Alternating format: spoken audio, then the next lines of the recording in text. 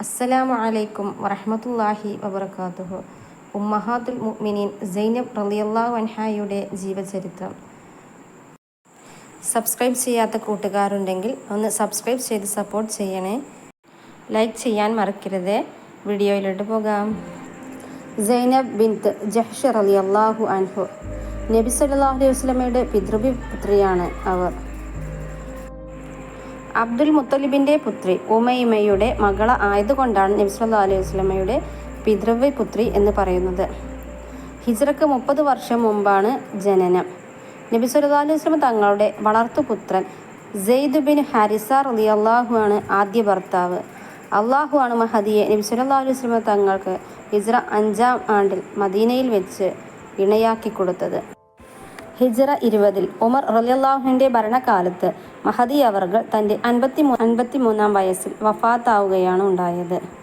സൗന്ദര്യവും സൽസ്വഭാവവും ഒത്തിണങ്ങിയ സൈനബ് റളിയല്ലാഹു അൻഹ 30 വയസ്സിൽ മദീനയിലേക്ക് ഹിജ്റ പോയി.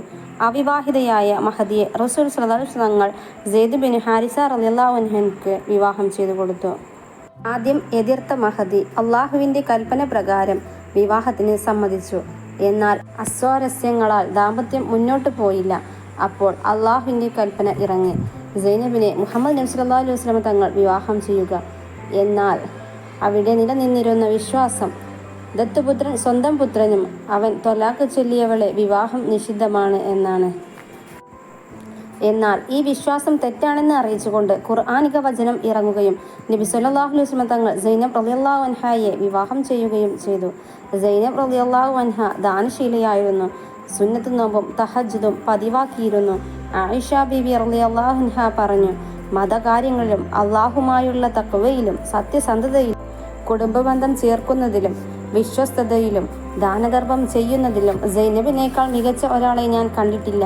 അള്ളാഹു സുബ്ഹാനഹു വ തആല സൈനബ് റളിയല്ലാഹു അൻഹയോടൊപ്പം നാം ഏവരെയും അവൻ്റെ ജന്നാത്തുൽ ഫിർദൗസിൽ ഒരുമിച്ച് കൂട്ടട്ടെ. ആമീൻ ബിറഹ്മതിക യാ അർഹമർ റഹീമീൻ. Thank you for watching.